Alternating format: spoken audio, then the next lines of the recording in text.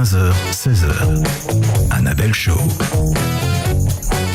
Bonjour à tous, ici Annabelle Show, vous êtes bien sur Radio J, ça y est, la saison est lancée, je suis très heureuse de vous retrouver aujourd'hui pour cette deuxième édition du Late Show de l'après-midi. Vous pouvez d'ailleurs retrouver cette émission en podcast sur radioj.fr.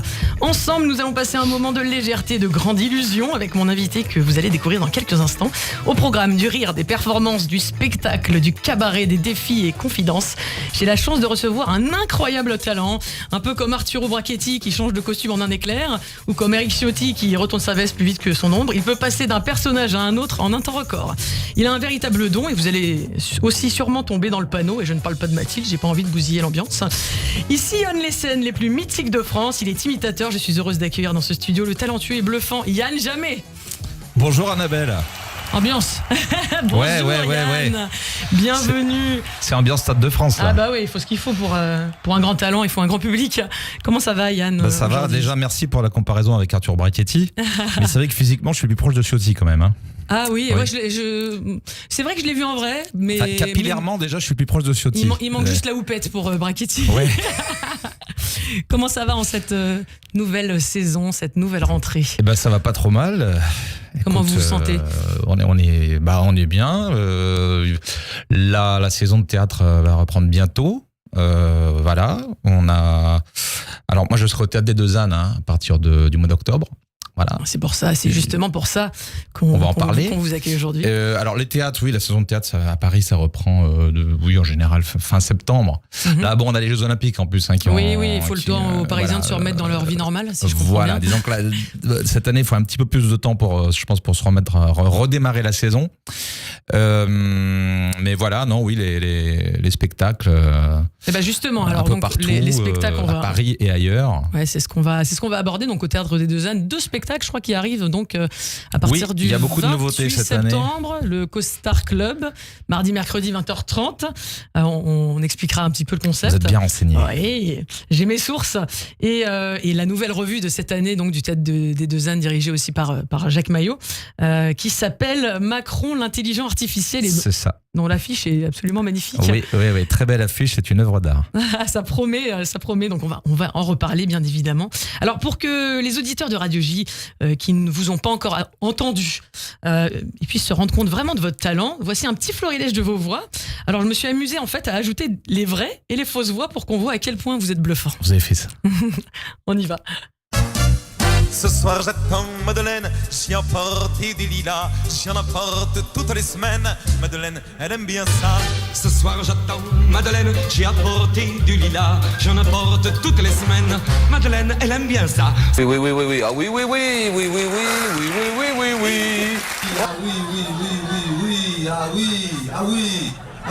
ah oui, Documentaire Vue d'en haut, la Caroline du Sud. J'aurais préféré la Caroline tout court, vue d'en bas.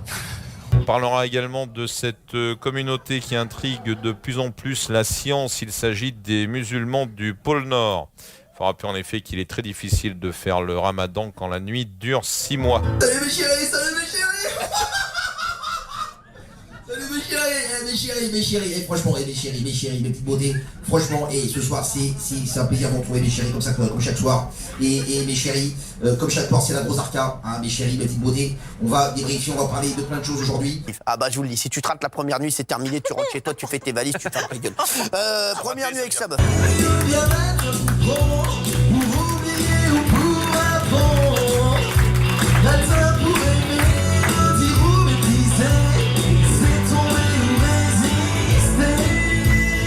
C'est à s'y méprendre. En peinture, on parle de trompe-l'œil et en imitation, on parle de quoi? De trompe-l'oreille? Ouais, c'est pas mal ça, ouais. Trompe-l'oreille. Je vous la donne pour votre prochain flyer. Ouais, c'est la première fois qu'on me fait ça. Ouais, je suis bluffé là de ce que vous avez fait de ce petit montage. Je suis sûr que les auditeurs n'arrivent même pas à reconnaître le vrai du faux. Ouais, faudra leur demander. Ah bah écoutez, en tout cas, donc bon, moi je les reconnais quand même. Parce que, oui, évidemment, c'est vous, mais c'est vrai mêlé au truc. J'avais vraiment envie de mettre en avant la précision avec laquelle vous faites vos voix, et moi moi-même, j'y ai assisté, je vous ai vu sur scène. Et c'est vrai que c'est vraiment chaque artiste a son petit truc en plus. Et je trouve que c'est là-dedans que vous excellez. Vous essayez vraiment d'aller au plus près de la voix. Comment ça marche, ce travail, en fait? Eh ben, écoutez, je sais pas. En fait, je vais vous dire, parce que moi, à la fin des spectacles, les gens souvent me demandent comment vous faites comme ça pour passer d'une voix à une autre. Et c'est un peu un mystère. Hein. L'imitation, c'est un truc qui s'apprend pas. Je pense que c'est ça d'ailleurs qui fascine un petit peu les gens.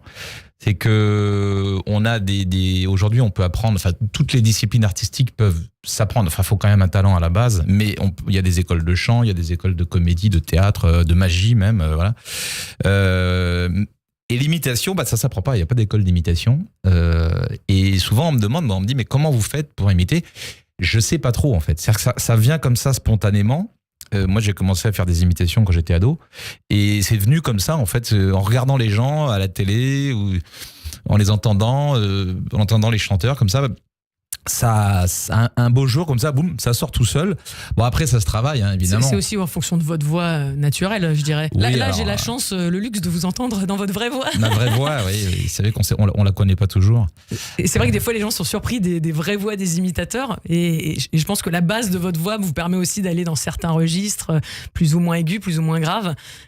Vous avez essayé d'étudier ça. On reviendra là-dessus. Oui, sur peut-être la technique. Il y a des affinités évidemment avec certaines voix plus qu'avec d'autres. Évidemment, il y a des voix. Je pense qu'aucun imitateur ne peut imiter toutes les voix. Il y en a avec lesquelles on est le plus à l'aise. Oui. En fonction de notre c'est ce qui fait aussi que chacun a son unicité et son savoir-faire. C'est ce qui fait aussi c'est pour ça qu'il y a des imitateurs, par exemple, qui sont plus doués pour imiter les voix de femmes, des imitateurs hommes qui imitent très bien les voix de femmes. On en a vu certains. Oui, on en a vu certains. Au long des années, il y en avait certains effectivement. Il y en a qui ont essayé, comme disait l'autre.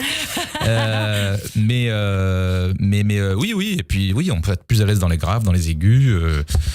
Et voilà. Et il y en a qui arrivent à faire les deux, quoi, qui arrivent à aller tout en vous bas aussi, d'ailleurs, vous nous montrerez ça. Vous arrivez aussi à faire autant les hommes que les femmes. Quelques-unes, en tout cas. J'arrive à faire quelques femmes. Oui. Mais en tout cas, vous donnez l'exigence que si vous faites une voix, vous la faites vraiment. C'est ça votre voilà. Oui, disons que moi je pars du principe que le premier critère dans l'imitation, et je pense que c'est un peu celui du public aussi, c'est quand même la voix. Après, on peut compenser par la gestuelle, la mimique. C'est vrai que parfois, on tient moyennement la voix et on compense justement avec le visuel. Il y a des imitateurs qui sont très très forts visuellement et parfois un peu moins vocalement. Et puis l'inverse. Mais c'est vrai que la voix, oui, c'est surtout quand on est sur votre média, par exemple en radio. Tout à fait. Vous voyez, c'est l'outil de travail numéro un. C'est quand même ce qu'on entend. Voilà, ce qu'on entend. On entend que la voix, quoi. Donc, si la voix est pas bonne, l'imitation est pas bonne, quoi. Alors justement, par rapport à ça, est-ce que vous avez une pression supplémentaire justement sur le fait de préserver votre voix ? Comment ça se préserve cette voix-là pour justement imiter parce que vous allez en gala toute l'année et surtout l'hiver quand on est artiste, il y a beaucoup de galas au moment des fêtes, etc. Même jouer plusieurs fois. Comment on préserve ? Oui, ça je vous avoue que quand on a ne serait-ce qu'une petite crève, un petit rhume, ça peut être très très embêtant. Moi, ça m'est arrivé d'avoir des galères vocales, d'être de me retrouver sans voix comme ça du jour au lendemain, de devoir annuler des représentations, de devoir. J'ai été en radio aussi pendant quelques années sur une radio concurrente et de pas pouvoir faire ma chronique pendant une semaine parce que voilà quand vous il y a avez, pas de demi-mesure quoi, vous pouvez pas y aller et faire la voix à moitié quoi. C'est ça, ouais. Alors après quand on est juste un peu malade, ça va, on peut encore parler par exemple, mais par exemple pour chanter, quand vous faites des chanteurs qui tapent dans les aigus, là ça devient compliqué, ouais. C'est vrai. Bon, en tout cas, vous étiez ce week-end au festival de Tournon et là vous avez pas eu de problème de voix parce que j'ai un petit témoignage sur cette date. Vous avez un message. Bonjour Yann, c'est Amaury. Je voulais te redire mon admiration pour ton travail. Samedi soir, nous étions encore ensemble sur scène pour le festival des humoristes de Tournon-sur-Rhône. Et une fois de plus, tu as obtenu le triomphe que tu mérites par la grande justesse de tes imitations et la qualité de tes textes. Alors encore bravo et à bientôt, notamment au Théâtre des Deux Ânes. Salut. Vous avez reconnu cette personne? Eh ben oui, c'est monsieur Amaury Gonzague, que vous connaissez donc visiblement. Ah bah écoutez, moi j'ai mes infos, en tout cas. C'est une personne avec qui vous partagez la scène, donc. Amaury Gonzague, c'est un... Alors pour ceux qui ne connaissent pas, c'est un personnage incroyable. C'est hilarant. Il est unique. Oui. Il est unique. C'est un humoriste, hein, donc comédien, qui a un one-man show. Et il interprète un personnage d'aristocrate désargenté, voilà, un petit peu précieux, un petit peu vieille France, et en total décalage avec son époque. Et c'est hilarant, vraiment. Je vous recommande d'aller le voir sur scène. Il est régulièrement au Théâtre des Deux Ânes aussi. Et donc vous partagez régulièrement le plateau sur les revues que vous faites? On s'est beaucoup côtoyé dans les cabarets à Paris notamment. On a démarré à peu près ensemble au Don Camillo. Le Don Camillo, hein, célèbre. Oui, tout à fait. Justement, on va en parler puisqu'il y a eu du changement dans le paysage des cabarets français. Oui, justement, je pense que vous êtes une bonne personne pour parler de comment évolue le milieu du spectacle, comment certains lieux disparaissent et comment d'autres apparaissent et comment vous devez évoluer avec ça, peut-être aussi. À l'époque. Oui, Amaury Gonzague, on a démarré au Don Camillo ensemble. Hein. Il y a quelques années maintenant. Voilà. On va pas dire le nombre d'années exactement. Non, on va y rester coquet. On va laisser planer le mystère. Mais oui, c'est quelqu'un avec qui j'ai un parcours un petit peu similaire. Enfin, on est de la même génération et on a un petit peu des parcours qui se ressemblent, quoi. On a fréquenté pas mal les mêmes endroits et on se retrouve encore aujourd'hui souvent sur les mêmes scènes, ouais. En fait, et c'est quelqu'un que j'admire beaucoup également. C'est réciproque. Visiblement, lui aussi, c'est vrai que c'est toujours encourageant quand on est dans des troupes, dans des spectacles comme ça ou dans des plateaux, quand on est humoriste et qu'on a affaire justement au rire des gens, d'avoir à la fois la reconnaissance du public et à la fois la reconnaissance de ceux qui partagent le plateau avec vous. C'est quelque chose qui vous tient à cœur? Ah oui, c'est génial. Moi, ce week-end, j'ai passé un week-end fabuleux. Alors, est-ce qu'on peut juste préciser ce que c'est ce festival qui est quand même un festival très reconnu, le festival de Tournon? Alors, le festival national des humoristes de Tournon-sur-Rhône, donc c'est en Ardèche. C'est un festival qui a fêté sa 35e édition. On a fait la 35e édition, là. On a clôturé. Il y avait 10 jours de spectacle. Et c'est une réussite totale parce que c'est un festival qui a été créé il y a 35 ans, donc en 89, la première édition. Et les gens qui ont créé ce festival sont toujours en place. Je salue notamment Laurent Sausset, qui est le créateur et directeur du festival. Et puis tous les organisateurs qui sont avec lui, tous les bénévoles qui font un travail formidable. C'est le cas dans beaucoup de festivals. D'ailleurs, il y a beaucoup de festivals comme ça qui ont été créés, qui sont partis de pas grand-chose et qui ont grandi avec le temps. Et ce festival d'humour, donc chaque année, c'est une grande réussite. Et cette année, moi, je l'avais déjà fait avec le Théâtre des Deux Ânes en 2015, voilà, il y a 9 ans. Et cette année, j'y ai retourné donc avec donc c'est Jacques Maillot, le directeur emblématique du Théâtre des Deux Ânes. Le rédacteur en chef, voilà, le directeur éditorial, le Pygmalion, le boss. On va dire la référence des chansonniers, voilà, parce que le Théâtre des Deux Ânes c'est le dernier théâtre de chansonniers. Hein. C'est bon, après c'est une institution dans cette catégorie. Et Jacques Maillot nous a emmenés encore cette année. Voilà, et ce que j'aime, c'est que voilà, on était voilà une petite troupe. Hein, parce qu'au Théâtre des Deux Ânes, il y a pas mal de monde. Il y a les gens qui sont là depuis longtemps, les chansonniers historiques, on va dire. Les académiciens de. Voilà.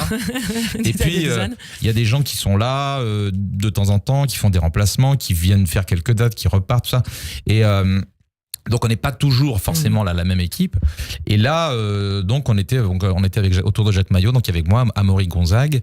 Il y avait Émilie Anne-Charlotte, qui est une jeune chanteuse humoristique et comédienne qui fait partie du Grand Orchestre du Splendide et qui est au Théâtre de Deux Ânes depuis pas mal d'années maintenant et qui était avec nous. Et puis il y avait Régis Maillot, le neveu de Jacques également chansonnier illustre depuis quelques années maintenant, et qui est en train de prendre la relève au Théâtre des Deux Ânes de son oncle, qui est en train de lui passer le flambeau. D'ailleurs, qu'au Star Club, la nouvelle revue sera la revue mise en scène par Régis Maillot. Ah oui, très bien. Ça c'est rassurant, parce que effectivement, comme on voit que le Don Camillo n'est plus. Encore une fois, on va y revenir. C'est rassurant de se dire que là, il y a un passage de flambeau et qu'on fait perdurer la tradition, entre guillemets. Qu'il y a une nouvelle génération qui arrive.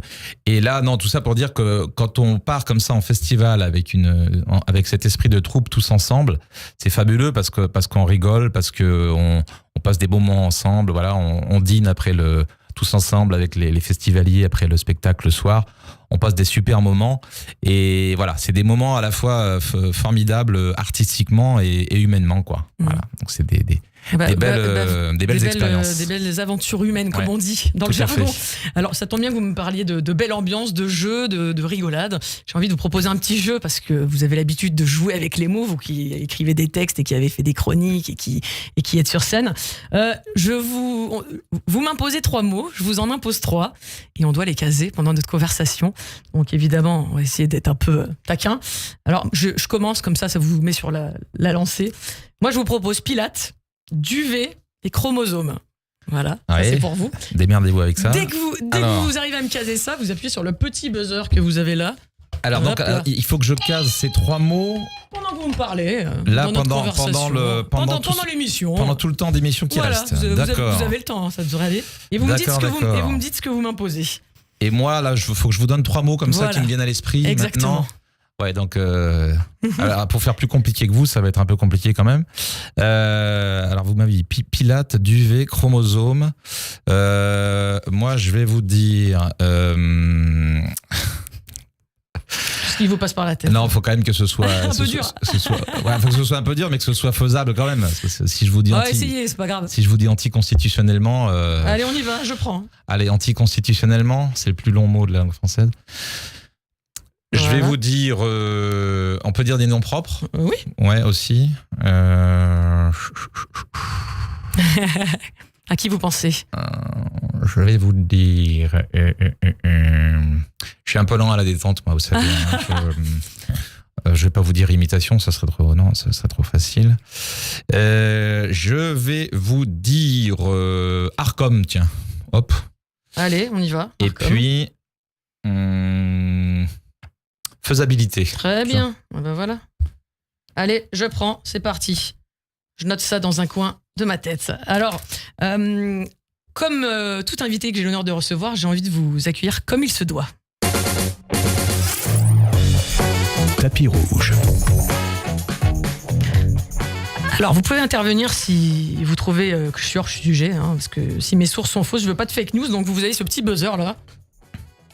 Voilà, si jamais c'est pas bon. Parce que vous m'avez donné 2 buzzers. Alors voilà. là, il y a le buzzer bleu. Voilà, le buzzer bleu, c'est quand vous casez un mot. Le jaune, c'est quand je fais une erreur. Alors ça, c'est quand je case un mot. Voilà, c'est ça. D'accord. Et ça, c'est quand je me trompe. Si vous vous plantez. Ok, donc j'y vais. Alors, nous sommes donc en compagnie de Yann. Jamais.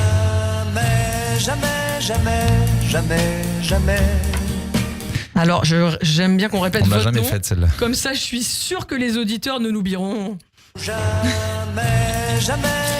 Jamais, vous naissez le 10 août 1900. Je ne dis pas la suite, puisqu'on a dit qu'on restait dans la coquetterie. Ça, c'est Guy Mardel, n'avoue jamais. Oui, Guy Mardel, oui. Ouais. Et alors, ça, c'est plus. Qui avait un cabaret aussi, d'ailleurs. Oui, exact. Qui a fait un seul tube, c'est l'homme d'un seul tube, cette chanson. Et alors. Moi, c'est vrai que je suis d'une génération, je suis un peu plus jeune, mais mon père, par exemple, a entendu cette chanson. Il l'a dragué sur cette chanson. Parce que, je ne sais pas s'il a dragué dessus, mais en tout cas, on lui a beaucoup chanté parce qu'il est de la génération de Guy Mardel. Moi, je l'ai entendu aussi parce que bon, quand j'étais gamin, adolescent, cette chanson était encore pas totalement oubliée. Mais après, il y a un truc qui a pris le relais, c'est Maître Gims avec Sapé comme jamais. Oui, c'est vrai. Donc, c'était pour. Je suis allé chercher plus loin pour faire plus original. Un jour, j'ai vu Gims à M Radio, la radio où je travaillais avant, et je lui ai dit merci parce que grâce à Sapé comme jamais, on a oublié l'autre. On a changé un peu de chanson. Je vous ai remis dedans. Alors, vous êtes originaire du pays dauphinois, vous grandissez dans la ville des Tartonnois, des punks à chiens et des soirées étudiantes à tous les coins de rue. Grenoble, autrement appelée la cuvette, c'est ça? C'est ça, j'aime bien vos éloges sur ma ville d'origine. J'ai beaucoup fréquenté cette ville, alors. Ah oui, vous connaissez. C'est avec tendresse que je le dis. Ouais, bah c'est la ville La ville du... Alors, ouais, il y a des trucs bien à Grenoble. On est près de la montagne. C'est beau déjà, c'est près joli. de la nature, on est très bien entouré. Voilà, la nature est pas loin. Ouais. Bon, les punks à chiens, ouais. Les punks à Ce chiens. serait mentir si c'est leur faire honneur. Et puis c'est bien, il y a des mais il y a de l'animé. C'est une ville très animée. Oui, c'est Vous voyez, vrai. c'est un peu comme Marseille. Il y a des... C'est vrai. Et puis il y a on une entend des culture coups de feu. assez underground, comme on dit. Ouais. Un petit côté Berlin. Underground. Underground, les graffitis. Ce que vous appelez. Oui. Alors, je croyais que vous passiez les règlements de compte. Ah dans non, dans j'irai pas jusque dans là. les caves et les parkings. Parce que c'est. Non, mais c'est. Oui, Grenoble, c'est un peu comme Marseille, quoi. Il y a des animations. Insolites. On entend des coups de. Alors, c'est des coups de feu, vous voyez, de temps en temps. D'accord. Voilà. Et la cuvette, ouais, effectivement. Il y a la pollution qui reste un petit peu. Et la chaleur. Alors, adolescent, comme Jeanne d'Arc entend la voix de On Dieu. embrasse tous les Grenoblois. Ah oui, bien sûr, on vous embrasse. Avec beaucoup de tendresse. Donc, comme Jeanne d'Arc entend la voix de Dieu, adolescent, Jeanne, il faut sauver la France. Vous entendez plutôt cette voix-là. Alors, Yann, mais il faut rigoler. On rigole, c'est un spectacle comique. Et Likaku, donc, ou le dieu de l'humour en personne, appelez-le comme vous voulez. Hein. Ah, mais vous le faites aussi. Ah, non, c'est pour vous. Ah, Faut bah vous mettre sur la lancée. Annabelle, faut rigoler. Pourquoi vous riez pas? Le late show d'Annabelle, c'est un spectacle comique. On rigole. J'ai l'impression qu'il a. Et vous avez fait également Jeanne, secours. Ah, lui, oui, c'est vrai que ça fait longtemps qu'on n'a pas entendu sa voix, lui. Ça, oui. Là, ça nous soit. Bon. Alors vous. Ça nous manque pas plus que ça. Non, voilà. Vous commencez donc à imiter et vous faites la main tout seul dans votre chambre sur de nombreuses voix. Allez pas me faire dire ce que j'ai pas dit. Je fais la main tout seul. Non, c'est pas bon. Non, donc vous vous entraînez chez vous avec votre iPhone de l'époque, le magnétophone. Hein. Tout à fait. On vient de prendre 10 ans dans la vue. Quand on dit magnétophone, on vieillit comme ça tout à coup. Et vous avez failli devenir gréviste dépressif sous Prozac une semaine sur deux. Enfin, pardon, prof d'histoire, avec des études d'histoire qui ont duré 5 ans, assez long. Et finalement, votre terrain de jeu ne sera pas une salle de classe, mais bien une scène avec des histoires, certes, mais option drôle. Pour vous, désormais... La vie est un grand cabaret. Viens donc au cabaret. S'ouvrent alors à vous les portes des lieux les plus feutrés, la clientèle chic à mi-chemin entre comité d'entreprise, touristes, famille qui fête l'anniversaire de papy ou le club de bridge de Bois-Joli. Et si vous arrivez à faire rire là-dedans, vous ferez rire partout. Donc comme un gladiateur attendant la sentence, la salle, tu la plies en deux ou tu la quittes, n'est-ce pas ? Bravo. C'est un bon exercice. Ouais. Bah, c'est très formateur. Oui. Le monde du cabaret, le milieu du cabaret, c'est très formateur. J'ai eu la chance en plus d'être introduit, si j'ose dire, dans le milieu par des gens qui ont été bienveillants, qui m'ont appris le métier. Voilà. Je pense notamment à mon tout premier Pygmalion, si j'ose dire. C'était monsieur Hervé Morel. C'était monsieur qui dirigeait plusieurs cabarets à Lyon, notamment le célèbre Pied dans le plat. Voilà. Et il m'a fait démarrer dans un de ses cabarets, le Distingo. C'est là que j'ai commencé à apprendre le métier vraiment de la scène. Parce que à ce moment-là, j'avais déjà fait un peu de scène, comme vous disiez, hein, dans les mariages de la famille ou les trucs comme ça. Après, j'ai fait un petit peu les cafés-théâtres à Paris, j'ai fait les scènes ouvertes, des choses comme ça. Mais c'est à Lyon que j'ai commencé vraiment à apprendre le métier de la scène et du cabaret, qui est très formateur, avant de rejoindre ensuite les cabarets parisiens quelques années plus tard. Ben on va revenir sur votre parcours dans quelques instants. Chers amis, on vous retrouve dans quelques instants pour la deuxième partie de cette émission avec mon invité Yann Jammet, l'imitateur qui va sévir très bientôt au Théâtre des Deux Ânes dans 2 spectacles différents. Mais avant ça, c'est le Flash avec Etanit Belaïch. 15h, 16h. Le Late Show de l'après-midi.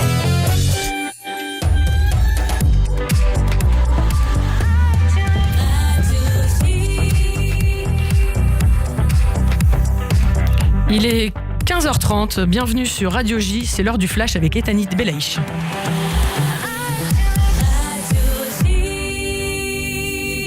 Bonjour Etanit. Bonjour Annabelle, bonjour à tous. Tsahal a détruit un tunnel offensif du Hamas ce matin, tunnel de plus d'1 kilomètre de long dans le nord de la bande de Gaza, près de Beit Laïa.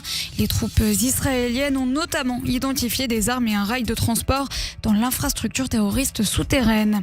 Après la mort de 6 otages à Gaza et dans le cadre de la pression faite sur le chef de l'exécutif israélien pour œuvrer à la libération des captifs, le Royaume-Uni suspend certaines de ses licences d'exportation d'armes à Israël. Londres évoque un risque que ces armes soient utilisées à Gaza en violation du droit international.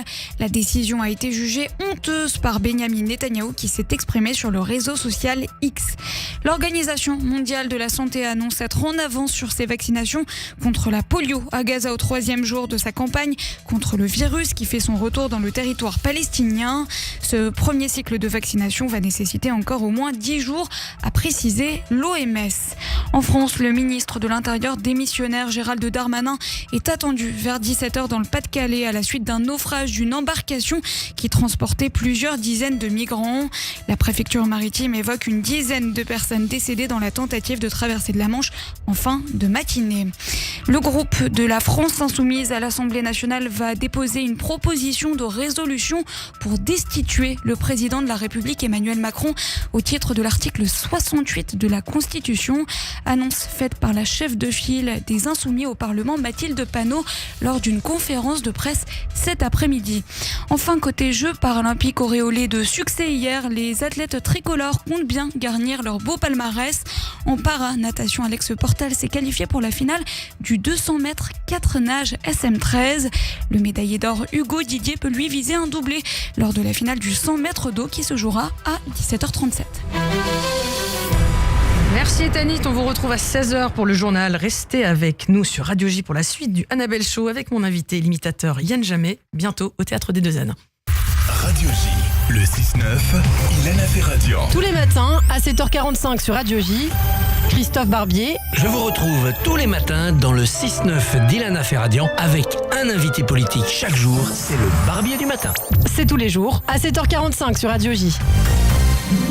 Chaque semaine, et particulièrement en période de tension, l'hebdomadaire Actualité Juive va encore plus loin, avec des analyses et des informations fiables, précises, objectives sur Israël, le Moyen-Orient, la lutte contre l'antisémitisme et l'actualité politique en France. Actualité Juive, France, Israël, communauté, judaïsme, mémoire, société, culture, abonnez-vous ou réabonnez-vous en formule papier ou digital sur le site actualitéjuive.com. Actualité Juive, l'hebdomadaire incontournable de la communauté.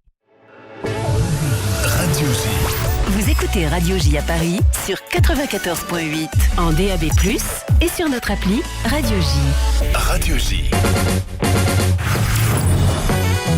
Radio J. 15h, 16h. Le Late Show de l'après-midi. Annabelle Show. Et nous sommes de retour sur Radio J dans cette deuxième partie du Annabelle Show, le Late Show de l'après-midi avec mon invité, l'imitateur aux 100 voix, Yann Jammet. Je suis très heureuse de vous accueillir, Yann, pour cette émission. Je suis très heureux d'être là. J'encourage vraiment tout le monde à aller vous applaudir et à aller vous découvrir. On peut aussi vous découvrir sur les réseaux sociaux, vous partagez pas mal de choses. Est-ce que vous pouvez nous rappeler peut-être votre Instagram, vos réseaux, n'hésitez pas. Et c'est très simple, vous allez sur Instagram, sur Facebook, vous tapez Yann Jammet, J-A-M-E-T, Yann avec 2 N, et normalement vous tomberez sur moi. Sur TikTok aussi, tiens, parce que, ouais, je m'y suis mis. Voilà, vous longtemps, adaptez voyez, avec les chansonniers sur TikTok, c'est bien ça. Je fais mon jeune. Mais voilà, non, vous pouvez me retrouver et puis sur mon site internet yannjammet.fr qui est géré par Mes Amours Productions. C'est joli ça. Ouais, c'est très joli. Hein. C'est une production avec qui je travaille régulièrement et qui s'occupe un petit peu de ma communication et de mon spectacle et que vous pouvez aller découvrir également sur internet. Dites donc, Annabelle, vous m'avez bluffé là juste avant le journal. Vous connaissez plein de trucs sur moi, dites donc. Ah bah écoutez, j'ai une équipe de 35 personnes qui de détectives privés. Non mais là c'est Colombo là. Est-ce que vous m'avez parlé du magnétophone dans ma chambre et tout. Je crois pas que j'ai écrit ça quelque part un jour. Écoutez, je sais même pas. Je suis comme la petite souris. Ah non mais c'est fou. C'est la faisabilité de cette émission. Non mais j'ai peur là. Ouais, j'ai casé un mot. Ah oui, bravo. Allez. Non, mais j'ai Oui, peur. oui, je ne suis pas conventionnelle et je travaille anticonstitutionnellement. J'ai peur parce que vous savez peut-être des trucs sur moi que. Rassurez-vous. Vous allez peut-être nous sortir des dossiers, des cadavres du placard. Des machins que je voudrais pas qu'on sache, quoi. Non, quand même. Alors, allez, on va jouer. Là, j'ai pas d'infos, mais c'est vous qui allez jouer maintenant. J'ai envie de. J'ai rien à cacher de toute façon. Bah oui. Ne parlez pas des impôts quand même. On va s'amuser avec vous tout de suite. Alors, vous n'avez pas été prof d'histoire, comme je l'ai dit. Ça aurait donné envie aux élèves d'apprendre. Ceci dit, je pense un peu comme Robin Williams dans le cercle des poètes disparus. Mais ça me donne une petite idée de jeu. C'est parti. Au défi. Alors, on est très heureux que vous soyez devenu imitateur, mais quand même, j'aurais bien aimé savoir ce que ça aurait donné si vous étiez devenu prof d'histoire avec la voix de Chantal Latsou. Qu'est-ce que ça donnerait Chantal Latsou en prof d'histoire? Chantal Latsou, prof d'histoire. Voilà, mes chatons. Alors aujourd'hui, on va parler du roi de France, hein, comment il s'appelle déjà? Emmanuel Ier. Bon. C'est pareil. Ah, voilà, non, formidable. Non, c'est vrai que vous avez vu, okay, c'est formidable, hein, formidable. On a quand même des trucs aujourd'hui. J'ai essayé de caser un des mots que vous m'avez dit avec Chantal Latsou, mais je suis très emmerdé, il n'y a rien qui parle d'histoire. C'est pas grave, on va changer. Pilate, du V chromosome, non, on est mal barré. Alors non, c'est formidable. Vous avez vu, vous avez l'histoire. Moi, j'aurais bien aimé avoir comme prof d'histoire Mathilde Panot, par exemple. On en a parlé avec votre journaliste, la Gali. Vous avez vu, France Insoumise, ils veulent destituer Emmanuel Macron. Hein, ils ont du temps à perdre. Hein, ouais, pas quoi faire. Vous vous souvenez que Mathilde Panot, quand elle a parlé, on l'avait interrogée sur Léon Blum. Hein, oui, effectivement. Alors, il a besoin de vous comme prof d'histoire. C'est ça. Allez, on change de registre. On va passer à Cyril Hanouna, vendeur de fringues. Salut mes chéris. Salut mes chéris, je vous le dis. Alors mes chéris, je vous le dis, et si j'ouvre un magasin de fringues, je vous le dis, je vais appeler ça l'Arcom, voilà. Ah oui, vous connaissez bien, il connaît bien Cyril Hanouna, l'Arcom. J'adore. Et voilà, comme ça je pourrais dire, venez vous faire enfler à l'Arcom, hein, voilà, c'est gratuit. Mes chéris, alors si j'ouvre un magasin de fringues, je l'appellerai Chromosome, voilà. Ça n'a rien à voir, mais je peux caser un de vos mots. Voilà. J'adore. Voilà. Annabelle, ma chérie. Annabelle, on t'adore. Hein. Tu vas quand tu veux sur le plateau. On t'adore. Ah, merci Cyril. Et maintenant, en agent immobilier, j'aimerais bien voir Stéphane Bern. Je croyais que vous alliez dire Stéphane Plaza. Ah oui, non. Il est en pause actuellement, il paraît. Oui, effectivement. C'est pour ça qu'il faut un remplaçant. Effectivement, oui. Mais vous savez, à Fleury-Mérogis, pour faire visiter la maison, c'est plus rapide. Alors, nous embrassons Stéphane Plaza, bien sûr. Alors, ma chère Annabelle, donc vous me disiez, agent immobilier Stéphane Bern. Oui. Alors, eh bien, je vous emmène visiter cette petite bicoque très charmante qui se situe à Versailles. C'est un T322, vous voyez. Alors, nous allons visiter la chambre de la reine, du roi, et puis naturellement les jardins de cette belle propriété de Versailles. Vous verrez, tondre la pelouse ne prend que 2 ou 3 mois par an. Alors maintenant, pour finir, en policier, je voudrais voir Nicolas Sarkozy. Ah, vous voulez voir Nicolas Sarkozy? Bah, remarquez, j'ai un petit peu d'expérience sur la matière. Annabelle Chaud, hein, c'est votre nom. Annabelle Chaud, Annabelle Nakache. C'est ça. Vous savez, j'ai une expérience puisque en matière de sécurité. Je vous rappelle que j'ai été ministre de l'Intérieur, tout de même, hein. Voilà. J'ai une expérience en tant que policier. Aujourd'hui, j'ai une expérience en tant qu'accusé. Hein. J'explore les deux côtés de la barrière, le côté clair et le côté obscur. Voyez. Mais aujourd'hui, c'est quand on observe finalement le procédé, la manière dont fonctionne la justice aujourd'hui. Vous ne trouvez pas ça scandaleux, ma chère Annabelle, quand on constate que des honnêtes citoyens comme moi se retrouvent inquiétés par la justice, que, oui, moi j'ai rien contre les bijoutiers, mais on veut m'installer un bracelet électronique, Moi, je suis désolé, j'ai pas envie de rester chez moi toute la journée, écouter Carlita jouer de la guitare. Non, je préférais quand même quand j'étais avec les policiers que maintenant que je suis avec les juges. Ah oui, là en plus, Monsieur Sarkozy était allé chez Macron en visite. Bon, maintenant, merci pour ce petit défi très bien réussi. Je sais pas ce qu'ils se sont dit d'ailleurs, mais. Ah si. Alors. Ça n'a pas trop avancé, hein, visiblement. J'aimerais maintenant, puisqu'on a fait un jeu, puisqu'on va rester dans le jeu, on va retourner quelques instants dans votre enfance. Retour en enfance.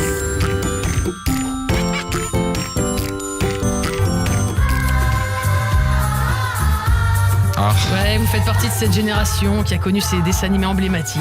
Les Cités d'Or, Récréa 2, Téléchat. Et vous admiriez aussi les émissions de variété comme... Ça vous faisait rêver quand vous étiez petit? Est-ce que vous imaginez qu'un jour vous avez été sur le plateau de Drucker, il me semble? Non, j'ai pas fait Drucker. Alors on vous a rendu hommage chez Drucker? Non, il y a pas. Oui, on a parlé de moi chez Drucker 2-3 fois. Non, j'ai fait Patrick Sébastien, j'ai fait notre ami Cyril Hanouna, chéri. Mais j'ai jamais fait Drucker. Mais enfant, est-ce que vous voyez déjà dans cette vocation-là? Bah oui, non, c'est une émission qui me faisait rêver, Champs-Élysées, quand j'étais petit. Ouais, effectivement, la grande messe du samedi soir, la grande émission de variété avec tous les chanteurs, tous les artistes de l'époque.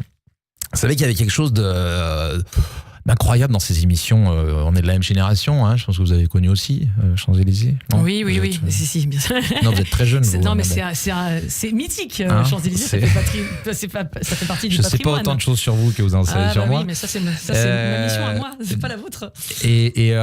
Non, ouais, effectivement, à l'époque, ouais, ça envoyait du rêve, ouais. Le samedi, ça manque un peu, ça. Vous voyez, mais justement, j'avais envie de vous parler de ça. Ces grandes émissions de variété qui mélangeaient comme ça les chanteurs, les humoristes. C'est vrai que vous avez l'occasion d'être sur ce genre de plateau chez les chansonniers, mais vous aimeriez comme ça qu'on repropose ce genre d'émission en télé? C'est quelque chose qui vous fonceriez direct? Oui, bien sûr. Bon, après, c'est pas possible, hein. Je vous le dis, on retrouvera pas ce genre d'émission. C'est plus possible parce qu'on a changé d'époque. Ouais. Parce que aujourd'hui, la télé n'est plus du tout la même qu'il y a 40 ans. À l'époque, il y avait 3 chaînes, enfin 3, 6 après. Aujourd'hui, il y a 30 chaînes de TNT, et puis il y a beaucoup de gens qui ne sont plus devant la télé aujourd'hui. Ouais, à l'époque, on regardait Champs-Élysées ou Guy Lux ou ces trucs-là. Oui, c'était le rendez-vous incontournable. Ou Sacrée Soirée de Jean-Pierre Foucault, le mercredi soir. Bienvenue, Jean-Pierre. On regardait ça en famille, on regardait tous la télé, voilà, il y avait des émissions qui faisaient 20 millions de téléspectateurs. Aujourd'hui, quand vous faites 2, 3, 4 millions max, vous êtes contents. Et puis les jeunes ne regardent plus la télé avec leurs parents, alors que nous on regardait les Champs-Élysées avec nos parents. Et justement, dans votre enfance, vous parliez de ça, de ce rêve-là à vos parents. Comment votre famille a perçu cette envie de faire ce métier? Déjà, ça a surpris beaucoup de monde parce que j'étais pas du tout du genre extraverti quand j'étais petit, et puis même plus tard, hein, j'ai longtemps été très introverti, donc ça a surpris pas mal de gens quand j'ai commencé à faire de la scène. Effectivement, les gens étaient un peu scotchés, quoi, de savoir que je pouvais faire ça.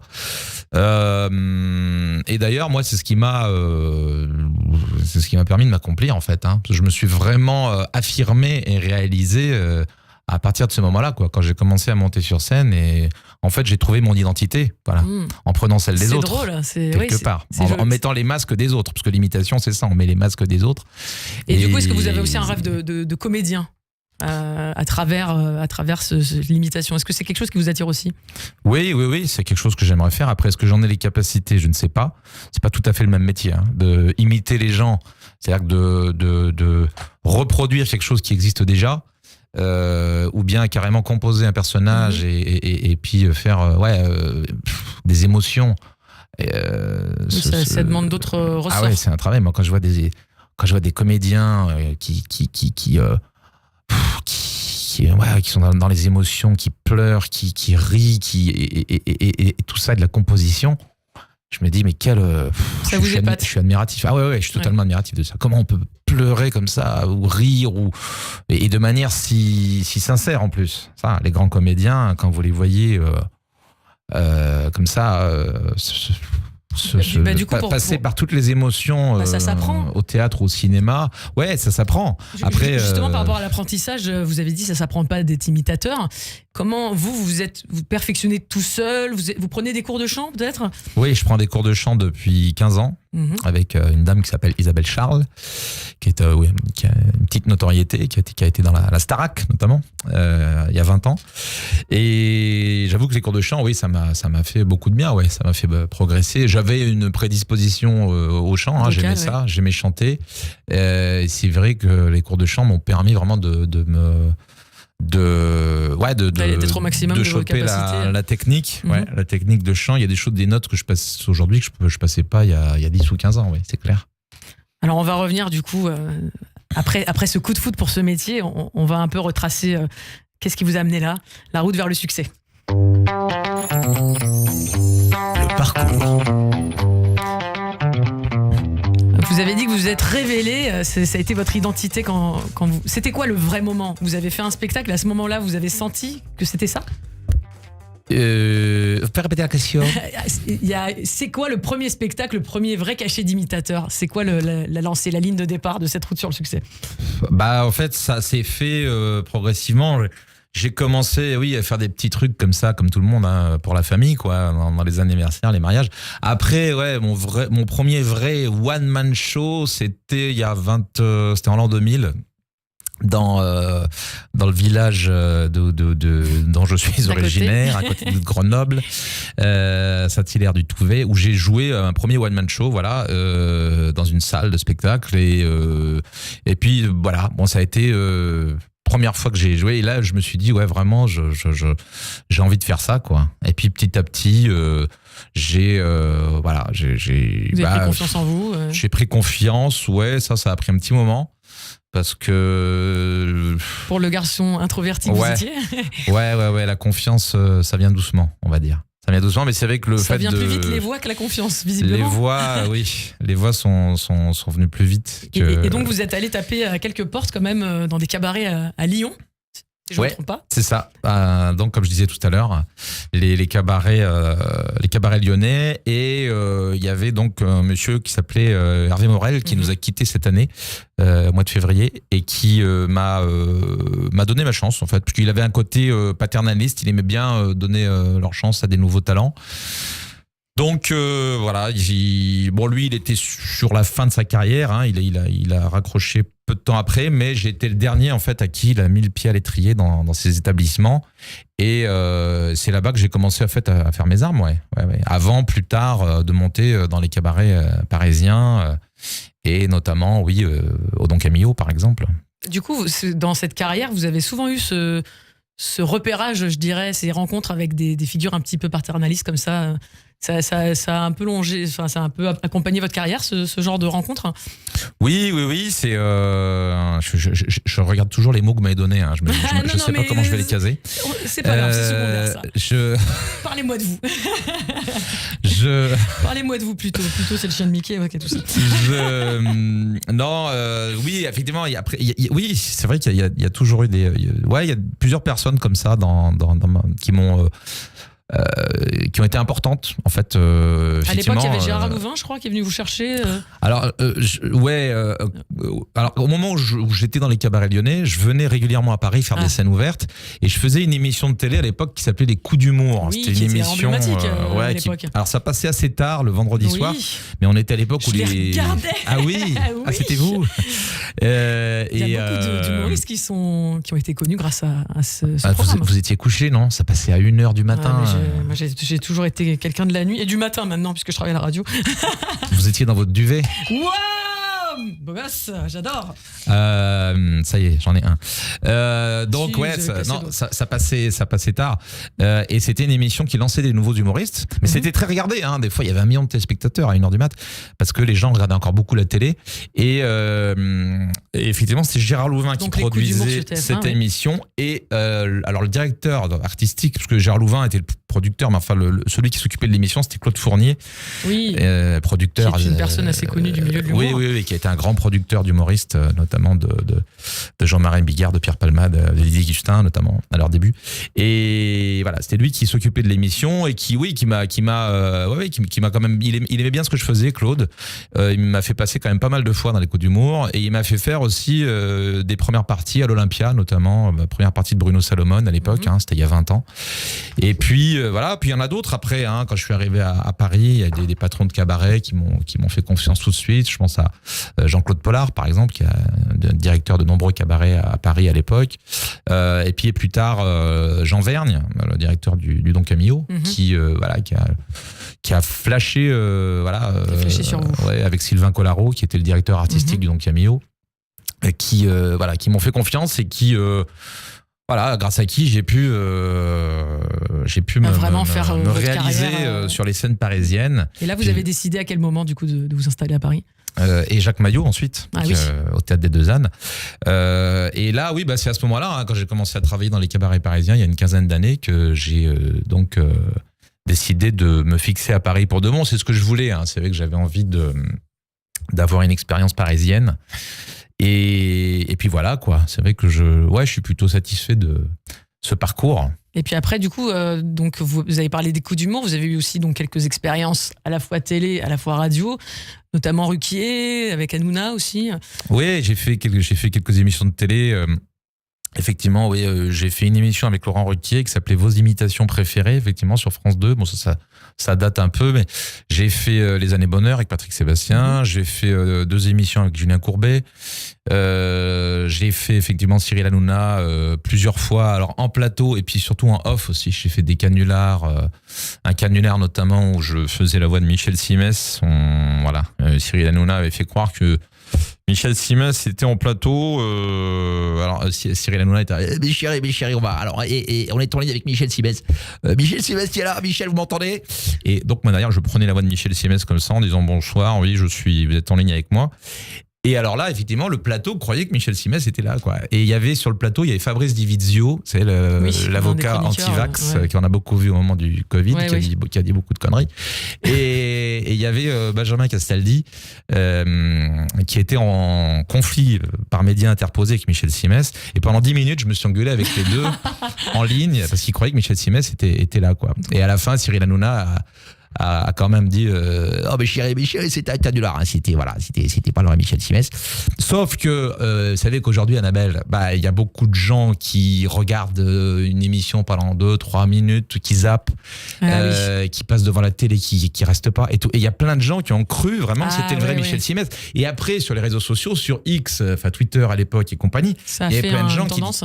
Non, mais il y avait des gens limite qui insultaient Michel Simès, qui disaient ouais, mais pour qui il se prend Simès, ça peut être incapable comme ça, parce que il m'avait fait dire des trucs horribles, quoi. Moi, j'avais dit à Dividio que je voulais lui casser la gueule et tout ça. Et justement, moi qui comptais vous demander si ça vous plaisait ce genre de Michel de Simès. Et j'ai rencontré Michel Simès. J'ai rencontré Michel Simès. Il y a 2 ans, et qui m'avait dit qu'il n'avait pas trop apprécié ce truc-là, et que voilà. Et alors je lui ai dit oui, je sais, mais je lui ai dit en même temps, voilà, quand on fait un canular, on peut pas savoir les proportions que ça va prendre quand on le fait, ça fait partie des risques. Bon, après Michel Simès, c'est quelqu'un de sympa. Enfin, il avait quand même compris que voilà, que c'était quand même pour déconner, quoi. Mais c'est vrai que je me mets à sa place. C'est vrai que quand bien sûr, on vous prend pour aujourd'hui avec l'ère dans laquelle on est de fake news, c'est ça, et puis ça va pas s'arranger, artificielle, etc. Ça vous fait peur, ça, justement, par rapport à vous qui faites un métier dans la voix? Vous savez, puis attendez, ça peut prendre des proportions terribles avec le deepfake aujourd'hui. Vous savez, pour ceux qui connaissent pas, le deepfake, c'est on prend votre visage. Avec l'intelligence artificielle, on peut prendre votre visage et votre voix. Il y a Florent Pagny qui a mis un truc récemment sur les réseaux sociaux pour alerter les gens de faire attention, parce qu'il y a une femme qui a reçu une image de Florent Pagny lui disant limite qu'il était amoureux d'elle et tout ça, quoi, et elle y a cru, quoi, et l'escroc lui a soutiré de l'argent. Donc vous pouvez nous le dire maintenant que c'était vous. Vous l'avez imité. Bonne réponse.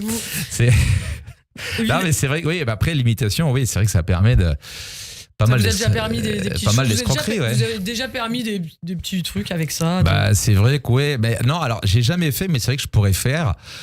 Fallait que je m'y mette d'ailleurs. C'est vrai que vous appelez un restaurant, vous dites voilà, je voudrais samedi soir, je voudrais 2 places. Je sais pas, on pourrait faire tiens, avec quel Bah, nom le on pourrait le président. faire C'est Emmanuel Macron, s'il vous plaît. Je voudrais réserver pour 2 personnes. Remarquez Macron, non, parce que c'est pas lui qui appelle en général pour réserver. Je Oui, regarde non, celui non, qui c'est vrai que appelle. c'est. Ouais. Mais par exemple, vous Ceci dit, il y voyez. a des gens qui croient que Florent Pagny les séduisent, donc on a tout qui peut passer. Puisque vous me parlez de lui, j'ai envie de. J'appelle le restaurant et je dis bonsoir, c'est Jean-Pierre Foucault. Ça, c'est bien. Je voudrais 2 places pour dîner. Réponse A. Faire un tennis. Réponse B. Faire un pilate. Réponse C. Bravo! Extraordinaire. Il a rempli le pari. Voilà, ça allait plus Et moi, j'ai qu'un. rempli le pari ou pas? Bah oui, je crois que j'avais tout dit aussi. Ouais. On a bravo. On a gagné tous les deux. Alors, il vous a, Il me attendez. restait l'Arcom. Bah voilà, je l'ai dit. Non, je vais le caser. Quelle tout à l'heure. escroquerie. mais Non, quelle non, je vais escroquerie. le caser. Alors, j'ai envie de, vous venez de parler du président. J'ai envie de faire un petit jeu avec vous. On passe au petit jeu. Alors, on va pas faire de un jingle. petit jeu. Si, mais c'est pas grave. On n'a pas de Je peux- jingle, je peux mes chéris, Je peux le alors. faire moi-même. On n'a pas de jingle, C'est- mes c'est chéris, notre mes chéris, instant mes chéris. quiz. Comme vous venez de me parler du président et que vous avez vraiment l'habitude de parodier, non, pas de parodier, d'imiter à la perfection les présidents, vous allez me répondre avec la voix de président ou celle de votre choix aux questions que je vais vous poser. Ah, de président Ou de président, ou de. actuel ou passé. Comme vous voulez. Ah oui, on peut remonter loin. Alors, là. donc, si vous étiez président de la République, comment s'appellerait votre parti politique? Vous avez un côté Gérard Lenormand là. Si j'étais président. Redites, faut répéter la question. Comment s'appellerait votre parti politique? Si j'étais président. Ouais. Eh ben, si j'étais président de la République, mes chéris, ça s'appellerait l'Arcom. Voilà. Décidément. Quel serait votre slogan de campagne? Il y a un slogan qui a très très bien marché. Vous vous souvenez, vous n'étiez pas né, mais vous en avez entendu parler. Ça s'appelait Manger des pommes. Quelle serait votre première réforme?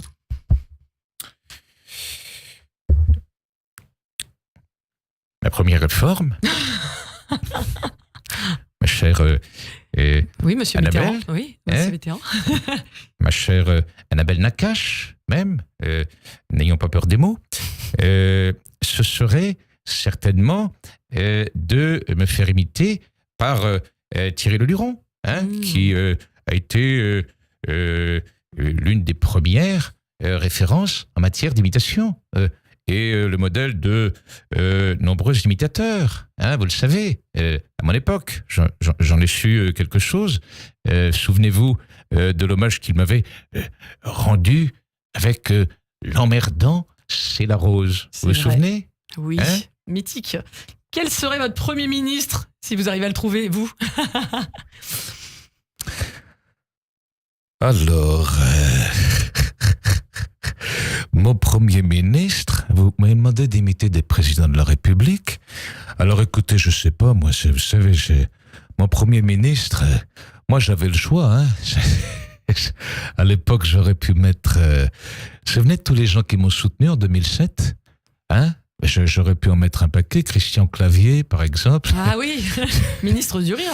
Doc Gynéco, vous vous souvenez Ou Faudel. Vous vous souvenez de tous ces artistes qui vous soutenaient. tous ces artistes qui m'ont soutenu et qui ont fait une très grande carrière après. Ah oui, c'est vrai que ça leur a... Faudel, Doc ça leur a Gynéco. bien servi. On peut dire que j'ai lancé du monde. J'ai accéléré la carrière de nombreux artistes, on peut le dire. Merci beaucoup, monsieur le président. Pour finir, juste, qui serait votre Marianne? Alors, en ce qui me concerne, ma chère Annabelle, Oui, monsieur Hollande. la Marianne, vous savez que je suis un séducteur. Donc Ah oui, vraiment, c'est J'aurais pu dire vous. Alors, moi, la Marianne, j'ai le choix. Ça aurait pu être Valérie Trierweiler. mais je pense que non, pas Valérie, Julie Gaillet, voilà. Bon, il aurait fallu que j'apporte des croissants Merci, monsieur tous le les président. matins à ma Marianne, mais nous avons une autre Marianne qui vient d'arriver. On a une Marianne qui vient d'arriver dans sur le studio. plateau. Merci beaucoup. On vous retrouve dans un instant pour le bonus, la cerise sur le gâteau de cette émission avec notre invité Yann Jammet qui se produit bientôt au Théâtre des Deux Ânes. Mais tout de suite, nous allons passer au journal avec Etanit Belaïch sur Radio J. Bonjour, c'est Lise Gutmann. Le 10-11, Lise Gutmann. Ravie de vous retrouver tous les matins au programme Judaïsme, divertissement, communauté. Radio J. 15h, 16h. Le Late Show de l'après-midi.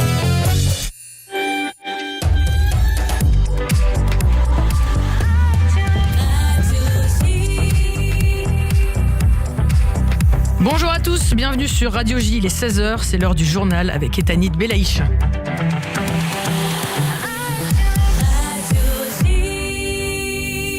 Bonjour Etanit. Bonjour Annabelle, bonjour à tous. Au 333e jour de guerre contre le Hamas, Tsahal a éliminé le commandant du bataillon d'Arch-Toufar qui avait dirigé le massacre de Netiv à Asara le 7 octobre.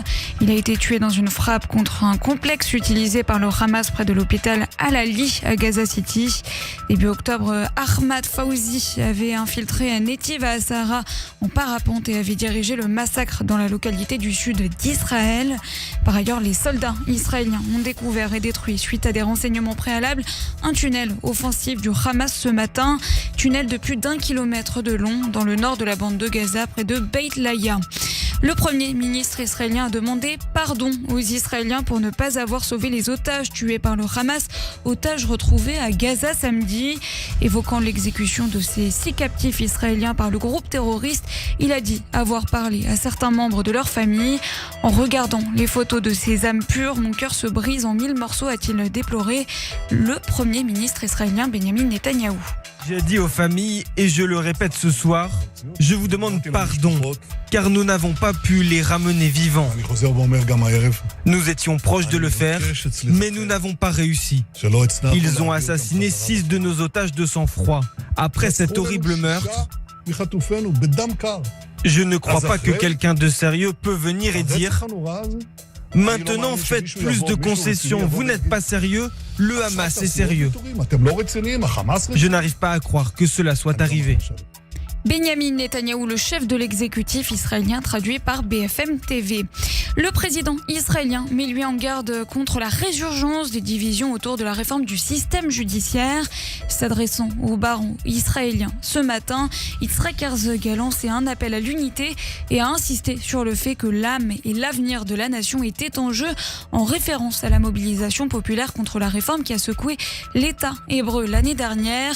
Nous ne devons pas prendre de décisions fatales concernant les valeurs fondamentales du pays sans un large consensus et un dialogue approfondi et partagé, a souligné Yitzhak Herzog, alors que le ministre de la Justice, Yariv Levin, tente de relancer la réforme gelée depuis le 7 octobre en raison de la guerre.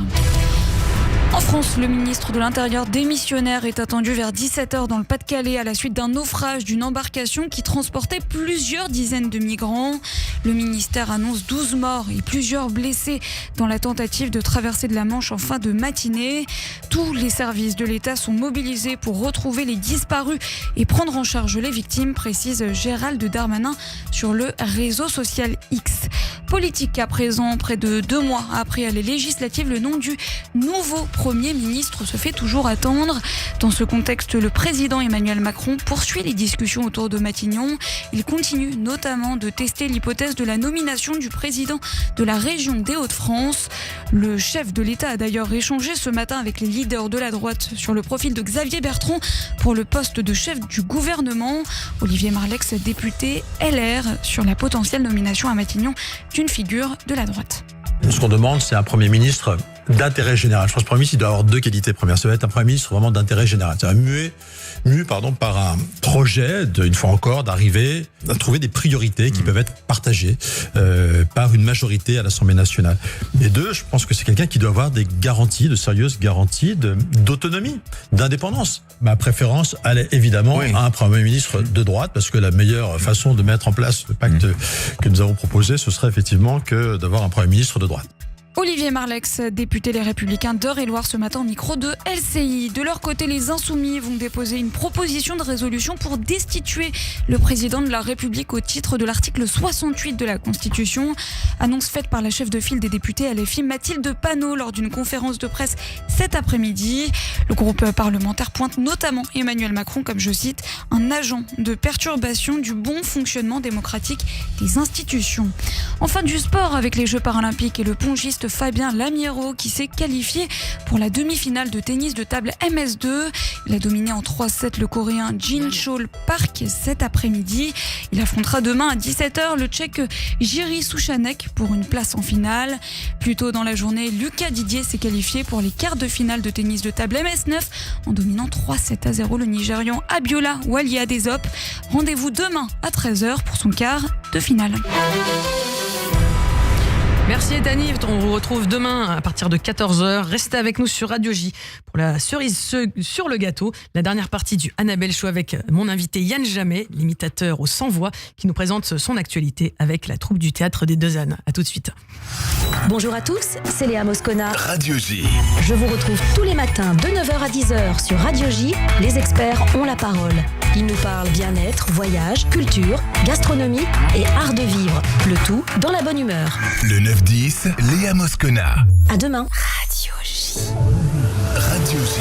Vous écoutez Radio J à Paris sur 94.8 en DAB+, et sur notre appli Radio J. Radio J. Radio J. 15h, 16h.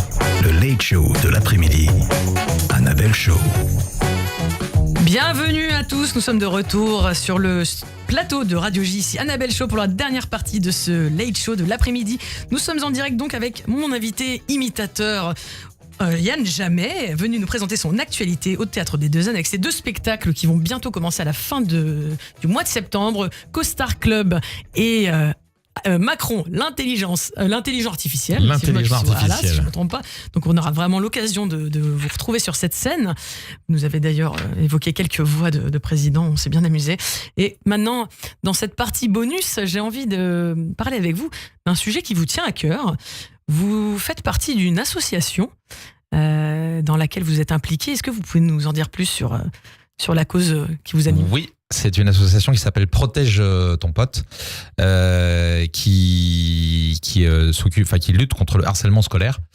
Moi, c'est une cause qui me tient à cœur, et quand on m'a proposé d'être le parrain, j'ai dit oui tout de suite, parce que voilà, moi j'ai une petite fille qui a 8 ans et demi, voilà, qui est rentrée en CM1 hier. Ah oui. Et c'est quelque chose, voilà, je pense que tous les parents qui nous écoutent, qui ont des enfants qui sont encore à l'école primaire ou au collège, c'est un sujet qui les préoccupe. Voilà. Parce que c'est un sujet, le harcèlement scolaire, qui a toujours existé. Hein. Je pense qu'il y a toujours eu des harceleurs, des enfants harcelés à l'école. Autrefois, on prenait pas ça. Enfin, c'était pas un phénomène de société comme maintenant. Oui, mais comme plein de choses. Hein. C'est vrai, à l'époque, on disait il y a machin, il est pas gentil avec toi, bon voilà. Mais vous voyez, la guerre des boutons, tout ça, à cette époque-là, ça existait déjà, quoi. Donc voilà, sauf que maintenant, on a pris la mesure du phénomène, du fléau, quoi, et l'ampleur des dégâts, surtout, des dégâts que ça peut causer. Je pense que les réseaux sociaux ont accentué ça. Et ont accentué la prise de conscience. Parce que autrefois, à l'école, on pouvait se faire emmerder, se faire harceler, mais ça restait à l'école. Aujourd'hui, on peut se faire harceler H24, voilà, 24 heures sur 24. Parce que voilà, les enfants sont de plus en plus jeunes. Ils sont plus exposés, du coup. Ouais, mais ils sont de plus en plus jeunes sur TikTok, sur Instagram, sur Snapchat, et ils se font, ils peuvent se faire harceler, virtuellement. Oui, c'est un cercle après vicieux, l'école. Et c'est vrai que ces dernières années, on a vu malheureusement pas mal de drames, de suicides d'enfants qui ont été en dépression, qui dont la scolarité a été bousillée. Et puis on a vu aussi un gros manque de réaction de la part de l'État. Justement, malgré la sensibilisation. De l'éducation nationale déjà, parce que dans les rectorats, comme d'habitude, comme pour beaucoup de choses, ça bouge pas beaucoup. Et puis sur le terrain, ils sont pas beaucoup soutenus par la hiérarchie. On le sait. Le fameux pas de vague. Oui, le pas de vague, voilà. Le fléau des temps modernes, le pas de vague. Et il y a un film d'ailleurs qui s'appelle Pas de vague. Je l'ai pas vu, mais je sais qu'il qui traite de ce sujet. Et voilà, on a vu par exemple les réactions de certains rectorats, le rectorat de Versailles, qui avait carrément envoyé bouler des parents. Qui avait envoyé une lettre. Qui disait pour dire de se calmer un peu aux parents qui se plaignaient de harcèlement de leur enfant. Ils n'avaient pas à remettre en question le travail des professeurs, tout ça, de l'éducation nationale. Enfin bref, un truc surréaliste. Alors on a eu une parole politique qui volontariste, qui s'est débloquée quand même depuis un an ou deux. Gabriel Attal, quand il a pris ses fonctions à Matignon, avait dit que ça serait sa priorité. Bon là, là on est en stand-by. Là, tout est un peu bloqué malheureusement par le contexte. On va voir ce que ça va donner. Si pour une fois, est-ce que les paroles, les beaux discours vont être suivis d'actes?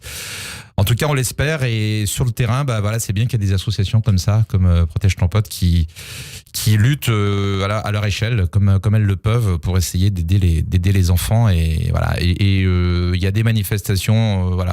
Si on a des auditeurs qui nous écoutent, je sais qu'avec le DAB+, maintenant on peut nous écouter partout. S'il y a des auditeurs sur Lyon, sachez que samedi à la porte des Pierres Dorées, la commune du Beaujolais, l'association Protège ton pote sera présente au forum des associations de 9h à midi.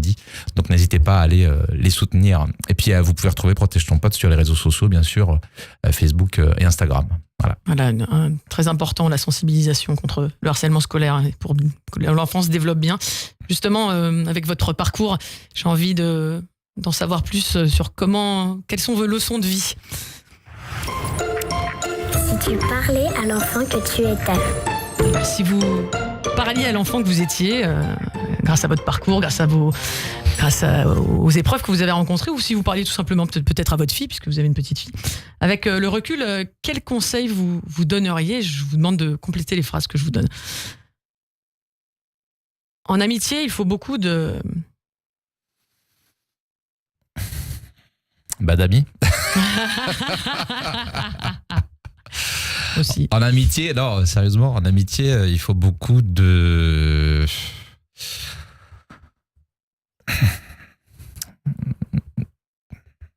d'entretien. Le secret du succès, c'est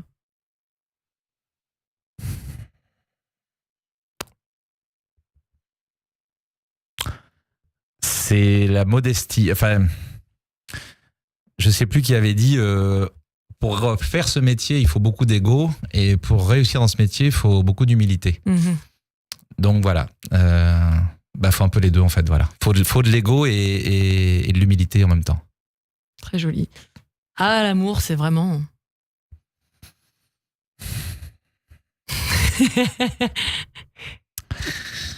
Ça peut être l'amour, toute forme d'amour. Ah bah oui, alors là, la fin de la phrase va pas être la même. c'est comme vous voulez. L'amour, c'est vraiment, c'est compliqué, c'est chiant, mais on a du mal à faire sans. Voilà. C'est joli. Et dans la vie, tu ne dois jamais oublier que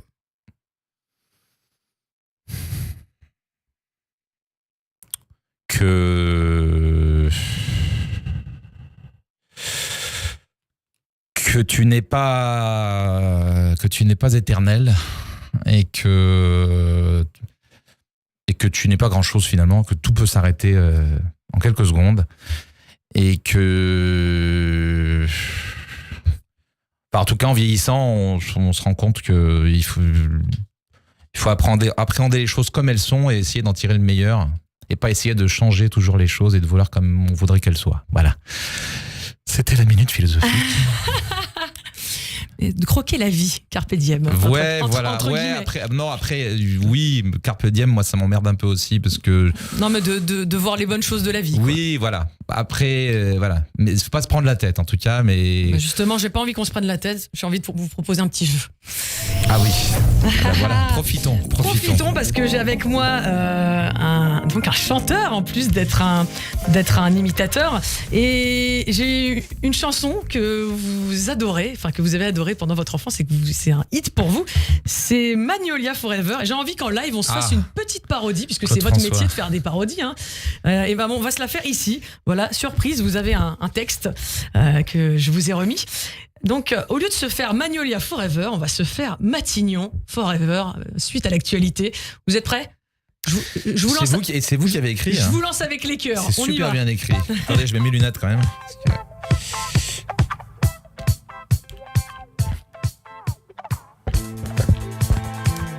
J'ai toujours pas casé chromosome avec ça. Hein. On cherche un nouveau gouvernement. On trouve pas, c'est désespérant. On ne sait vraiment plus quoi faire. Premier ministre, où es-tu caché? Macron passe son temps à chercher. Te nommer, c'est une galère. Dites à Lucie que ce sera pas elle qui rentrera à Matignon. On cherchera dans une maternelle. Du coup, plutôt que prendre un pote à Mélenchon. Tout le monde est passé chez Macron, mais non, on l'a toujours pas. Le NFP il tourne en rond, mais pour le moment le poste ils l'auront pas. Merci beaucoup, merci. Ah, déjà. Au pied levé. Bah, déjà parce on s'approche de la fin de cette émission. Ah ouais, moi j'aurais bien poussé le clo-clo un peu plus. Ce que vous me faites faire quand même. Hein. Ah là là, mais merci. Mais Pousser le clo-clo à cette heure-ci. À l'instant, vraiment, Wow. vous êtes un tout-terrain, mon cher. Ah ouais, mon cher Yann. j'ai des chromosomes, si vous saviez. Ah ouais, c'est la génétique. Bravo, il l'a casé jusqu'au bout. Ah, je pense que cette émission se fera pas censurer par l'Arcom. Voilà, on a tous casé. On finit avec un petit bilan. Ah non, c'est déjà fini. Ah bah écoutez. Ah mais moi je serais bien resté tout l'après-midi avec vous. Un petit bilan de cette carrière, de cette. Déjà. Je vous remercie. On va faire un retour, enfin un retour Un César vers le d'honneur. futur, et on va se projeter comme si vous arriviez en haut déjà. Bienvenue au paradis. Alors dans très longtemps, dans 120 ans, quand vous arriverez au paradis, Oui. si Rêvons un peu. voilà, Vous croyez que je vais aller au paradis déjà? Ah bah oui, avec la les douceur chromosomes. que vous avez là. À vous de compléter ces phrases avant de partir, j'espère. Là, faut que je dise la suite. Ouais. Donc là, le jour de ma mort, qu'est-ce que Voilà. avant de partir, Qu'est-ce que avant vous de espérez? J'espère que j'aurai fermé le gaz et que j'aurai pas oublié les clés à l'intérieur. Qu'est-ce que j'espère avant de partir? J'espère que j'aurai fait tout ce que j'ai à faire. Enfin bon, ça c'est un peu banal de dire ça, mais non, avant de partir, j'espère que ma fille sera heureuse. Voilà. Ah, ça c'est joli. Bah dis donc, c'est comme je le croyais. Dieu finalement ressemble à. Dieu ressemble à.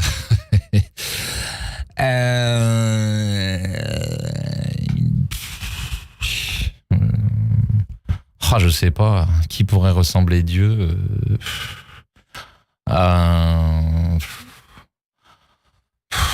j'espère qu'il ressemblera pas. Vous avez le droit de faire Joker. Hein. Non, pas de Joker. Il y a des gens à qui j'espère qu'ils ressemblent pas. Je ne citerai pas les noms pour pas faire de pub.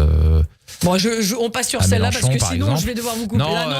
Non, je sais pas. Dieu ressemble à au futur Premier ministre, parce qu'on sait pas s'il existe. Voilà. Bon, c'était comment? On ne sait pas s'il existe, Dieu. C'est comme le futur Ah Premier oui. ministre. Vous croyez qu'on va le trouver d'ici ce soir Bah, Annabelle j'espère en tout cas. Merci à vous d'avoir partagé ce moment avec nous. Bah, Yannick merci, Jamais. merci On vous pour ce retrouve au moment, Théâtre comme des disait Deux l'autre. Ânes, donc à partir de fin septembre, allez l'applaudir, il est excellent. Et Merci, vous viendrez. Oui, avec plaisir. Dans quelques instants, c'est le Club Imo. Et moi, j'ai été ravie de passer ce moment avec vous, mon cher Moi aussi, je serais bien invité. resté. On peut pas rester pour le Club Imo Mais après on restera en off, vous inquiétez pas. Et sinon, je vous retrouve demain, C'est quoi le Club 15h. Imo Mon invité sera Christophe Barbier qui nous parlera théâtre et politique. Merci à vous. Radio J.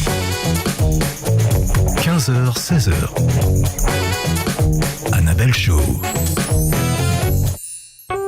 Le Club Imo Radio J vous est présenté avec le concours de Coldwell Banker, réseau immobilier mondial depuis 1906. Coldwell Banker, l'excellence immobilière. Radio J. Le Club Imo Radio J, Marc Ezrati. Bonjour à tous et bienvenue dans le Club Imo Radio J. Aujourd'hui dans le club, on a le plaisir de recevoir Henri Buzicazo.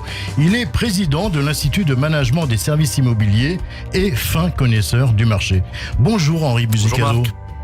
Henri, dans une récente tribune publiée par nos confrères de Capital, vous avez décrit l'actuelle stagnation du marché immobilier. Expliquez-nous les causes de cette situation et comment elles affectent les transactions. Deux raisons majeures.